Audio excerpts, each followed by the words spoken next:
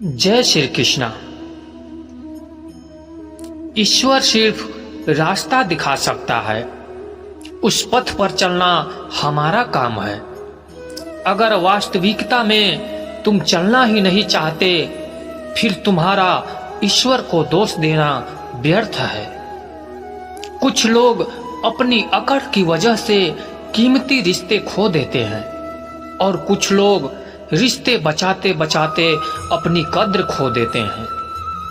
इंसान बनो, लेकिन केवल नाम, रूप और शकल से नहीं, बल्कि हृदय, बुद्धि और ज्ञान सेवाओं से। आवाज से आवाज नहीं मिटती, बल्कि चुप्पी से मिटती है। तकलीफ सिर्फ आपको ही होगी, दुख भी आपको ही होगा। मन शांत रखोगे तो सुख भी आपको ही मिलेगा। असली बड़ा आदमी वह होता है जिससे मिलने के बाद कोई खुद को छोटा महसूस ना करे। इंसान की पहचान करनी हो तो सूरत से नहीं, चरित्र से करिए, क्योंकि सोना अक्सर लोहे की तिजोरी में ही रखा जाता है। सफल व्यक्ति वही होता है जो अपने समय की कदर करता है। जिन्हें सफल होना होता है, वह किसी और चीज में अपना समय बर्बाद नहीं करते हैं। वक्त के साथ जो चलते हैं, उनके पीछे पूरी दुनिया चलती है। बेहतर से बेहतरीन होने के लिए अपनी कमी पर काम करना बहुत जरूरी है। जिनके इरादे मजबूत होते हैं, बस वह अपने लिए काम करते हैं। असफलता पर अगर मेहनत की रंग जाए, वह सफलता में बदल जाएगी। सफल इंसान की कहानी भी वही है, बस लिखने का तरीका अलग है। भीड़ का हिस्सा तो सब बनते हैं, भीड़ की वजह बनो। तुम्हारी कामयाबी सिर्फ तुम्हारी वजह से रुकी हुई है। जो व्यक्ति अपने आप से ईमानदार होता है, उसे सफल होने से कोई नहीं रोक सकता। जो अपने मकसद के साथ सौदा नहीं करते, वह मंजिल पर ही नजर आते हैं। तुम वह करो जो तुमसे अच्छा कोई और नहीं कर सकता। अपनी कमी को सही करने वाला ही दुनिया के शिखर पर होता है। दुनिया नीचे खींचना सबको चाहती है, चढ़ने वाले फिर भी चढ़ जाते हैं। दिमाग तेज हो या ना हो, मेहनत तेज होनी चाहिए। हर सफलता के पीछे बड़ी मेहनत छुपी होती है। जीत हासिल करनी है तो हमेशा खुद से बोला करो। श्री कृष्ण कहते हैं कि उठो तो ऐसे उठो कि फक्र हो बुलंदी को, झुको तो ऐसे झुको बंदगी भी नाज करे। आए हो निभाने को जब किरदार जमीन पर, कुछ ऐसा करो कि जमीन भी मिसाल दे। संघर्ष पिता से सीखिए, संस्कार माता से, बाकी सब तो यह दुनिया सिखा ही देगी।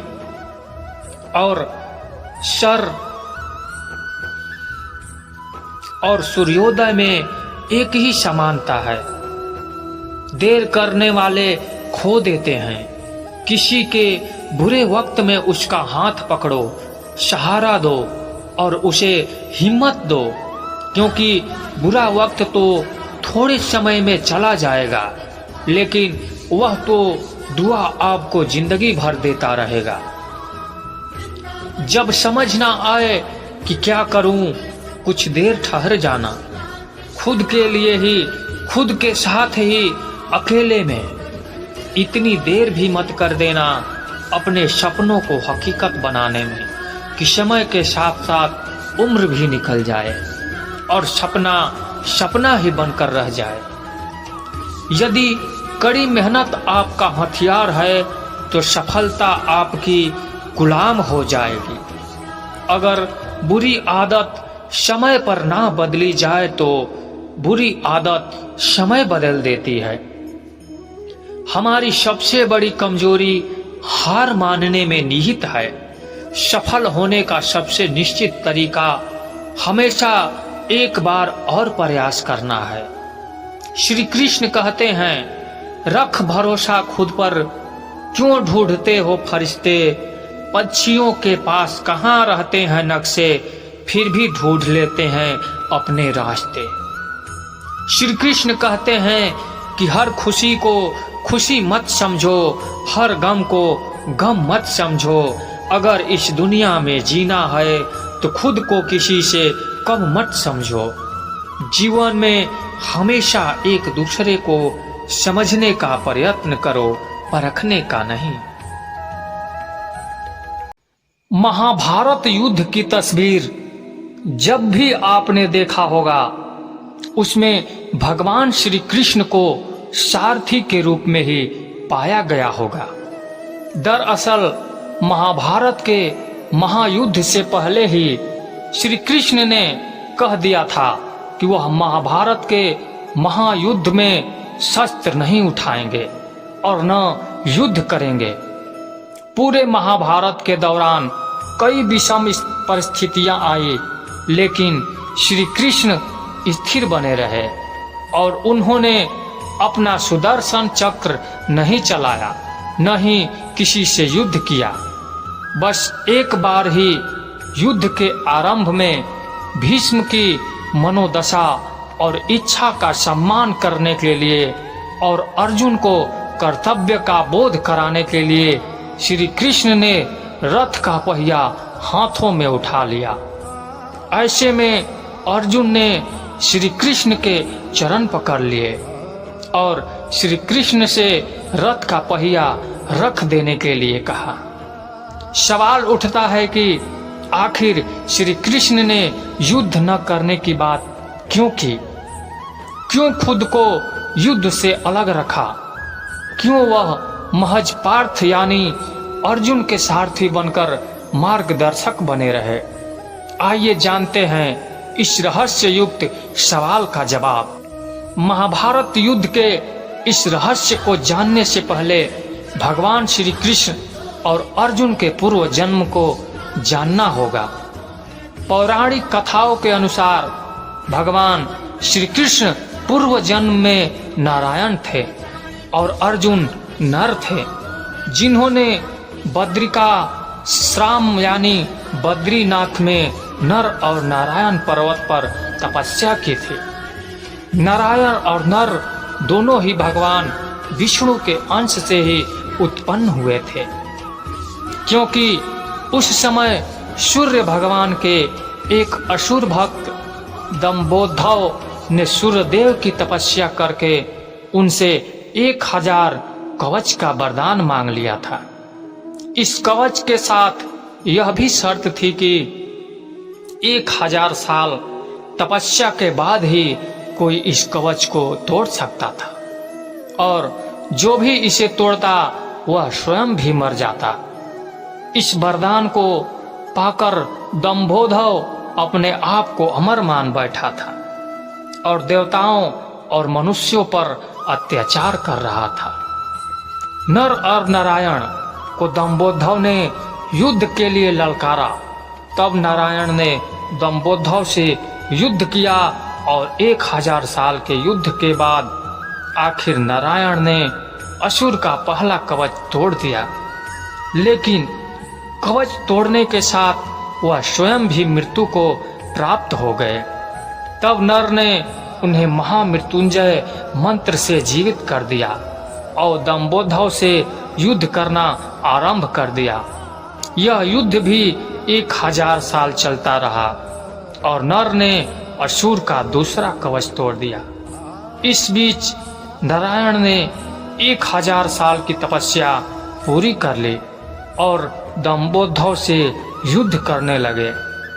इस तरह से बारी बारी युद्ध करते हुए नर नारायण ने दंभोधव असुर के 999 कवच तोड़ डाले। जब अंतिम कवच रह गया तब वह असुर सूर्यदेव के पीछे जाकर छुप गया। सूर्योदय ने अपनी शरण में आए भक्त को नर नारायण से बचा लिया, लेकिन खुद को नर नारायण के शाप से नहीं बचा पाए। नर नारायण ने सूर्यदेव से कहा कि आपका यह भक्त द्वापर में आके अंश से उत्पन्न होगा और तब आपको अपने पुत्र की मृत्यु का शोक भोगना पड़ेगा। सूर्यदेव का वह असुर भक्त ही द्वापर में कर्ण हुआ, जो सूर्य के अंश से कवच कुंडल के साथ उत्पन्न हुआ था। नर ने 1000 वर्ष की तपस्या पूरी कर ली थी और दंभोदव से अंतिम युद्ध करने की उनकी बारी थी। इसीलिए नारायण ने अर्जुन से कहा था कि यह महाभारत का युद्ध तुम्हारा युद्ध है, तुम्हें ही यह युद्ध लड़ना होगा। इस युद्ध में मैं मार्गदर्शक ही हो सकता हूँ। इस युद्ध को जीतकर तुम्हें कीर्ति की प्राप्ति होगी और धरती का सुख प्राप्त होगा। तुम अपना युद्ध नहीं लड़ोगे तो मैं भी तुम्हारी मदद नहीं कर पाऊंगा, क्योंकि कर्ण का वध तो केवल अर्जुन ही कर सकते थे, क्योंकि सूर्य के वरदान के कारण दंभोदव को वही मार सकता था जिसने 1000 वर्ष तपस्या की हो। और कर्ण अगर जीवित रह जाता तो महाभारत युद्ध पांडव नहीं जीत पाते। इसलिए श्री कृष्ण ने अर्जुन को युद्ध करने के लिए कहा और स्वयं पार्थ के सारथी बने रहे। महाभारत युद्ध में भगवान श्री कृष्ण ने स्वयं युद्ध न करके अर्जुन से युद्ध के लिए आगे किया। इसके पीछे एक रहस्य यह भी है कि भगवान कहते हैं मैं तो मार्गदर्शक हो सकता हूँ, बुद्धि रूपी रथ का सारथी हो सकता हूँ, लेकिन हर व्यक्ति का जीवन में अपना अपना युद्ध होता है और जो अपना युद्ध स्वयं नहीं लड़ सकता भगवान भी उसकी मदद नहीं करते हैं। इसलिए हमेशा यह समझना चाहिए कि जब युद्ध हमारा है तो यह हमें ही लड़ना होगा। ईश्वर हमारे बदले आकर युद्ध नहीं लड़ेंगे। अगर सत्य की लड़ाई करेंगे तो ईश्वर सारथी बनेंगे और अगर असत्य की ओर से युद्ध करेंगे तो आपके सारथी भी नहीं बनेंगे और फिर कौरवों की तरह विनाश होना तय है।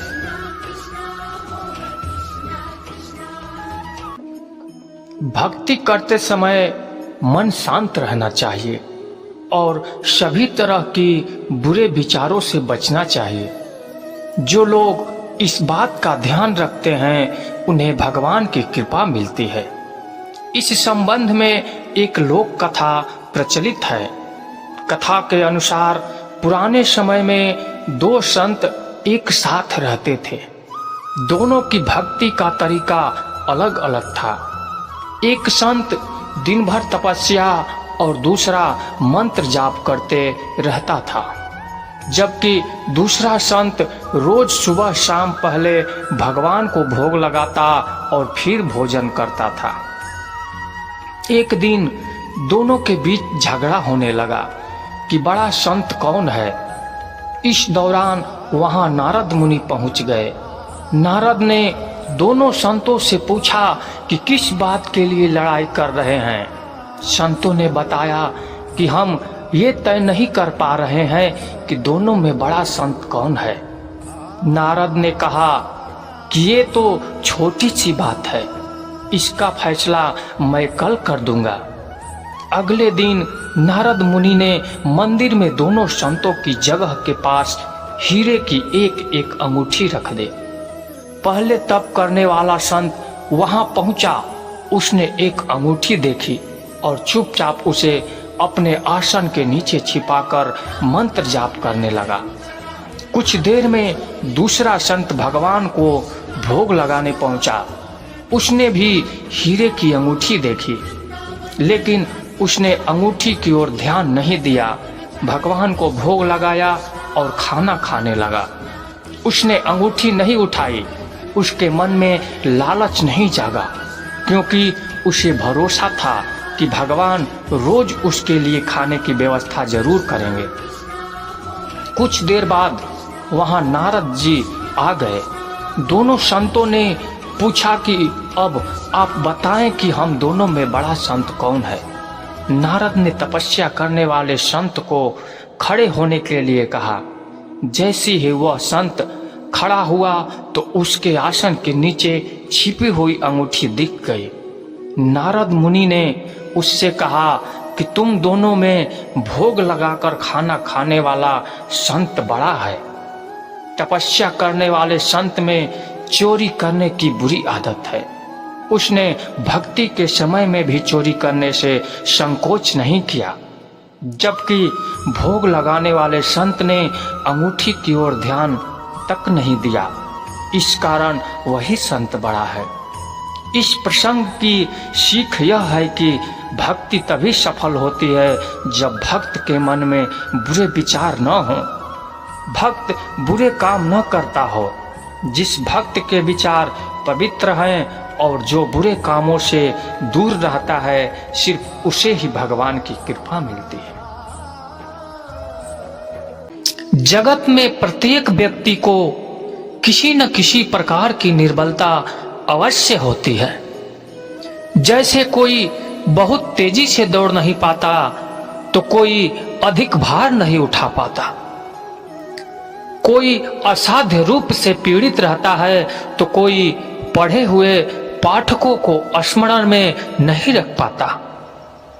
ऐसे अनेकों उदाहरण और भी हैं।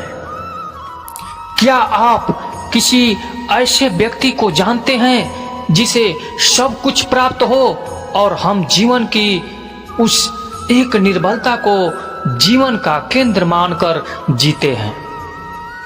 इस कारणवश हृदय में दुख और असंतोष रहता है। सदा निर्बलता मनुष्य को जन्म से अथवा संजोग से प्राप्त होती है, किंतु उस निर्बलता को मनुष्य का मन अपनी मर्यादा बना लेता है। किंतु कुछ व्यक्ति ऐसे भी होते हैं जो अपने पुरुषार्थ और श्रम से उसे निर्बलता को पराजित कर देते हैं। क्या भेद है उनमें और अन्य लोगों में? क्या आपने कभी विचार किया है? सरल सा उत्तर है इसका।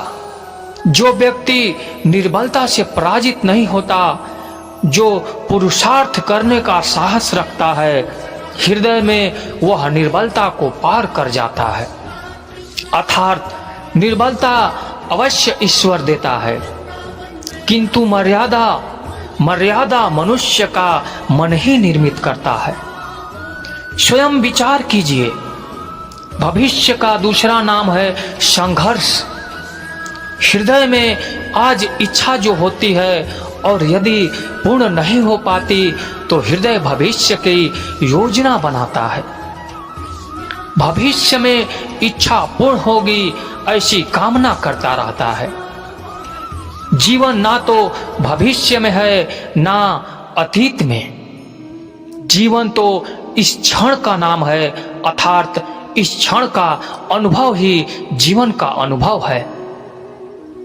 पर हम जानते हुए भी इतना सा सत्य समझ नहीं पाते। या तो हम बीते हुए समय के यादों को घेर कर बैठे रहते हैं, या फिर आने वाले समय के लिए योजनाएं बनाते रहते हैं। जीवन बीत जाता है। एक सत्य यदि हम जीवन में उतार लें कि ना हम भविष्य देख सकते हैं और ना ही भविष्य निर्मित कर सकते हैं।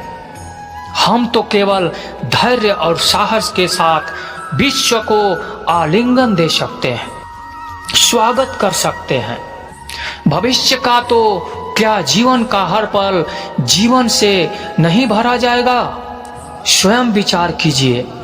याद रखना, दूसरों से उम्मीद रखोगे तो हार जाओगे और खुद से उम्मीद रखोगे तो जीत जाओगे।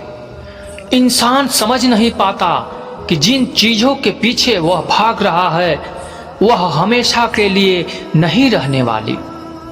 अगर कोई चीज वास्तव में है वह है आत्मा, हमारे मन का सुकून, हमारे मन की शांति, और बाकी जो कुछ भी है वह हमेशा नहीं रह सकता। जब भी कोई आप बुरा कार्य करते हो या अच्छा कार्य करते हो, आपको लगता है कि कोई नहीं देख रहा है। भगवान कहते हैं, तुम जो कुछ भी कर रहे हो, मेरी दृष्टि सदैव तुम पर है। इसीलिए आप यह मत समझना आप अकेले हैं। भगवान आपके साथ हमेशा होते हैं। एक बात हमेशा याद रखना, इज्जत कभी इंसान की नहीं होती, इज्जत हमेशा जरूरत की होती है। जरूरत खत्म, इज्जत खत्म।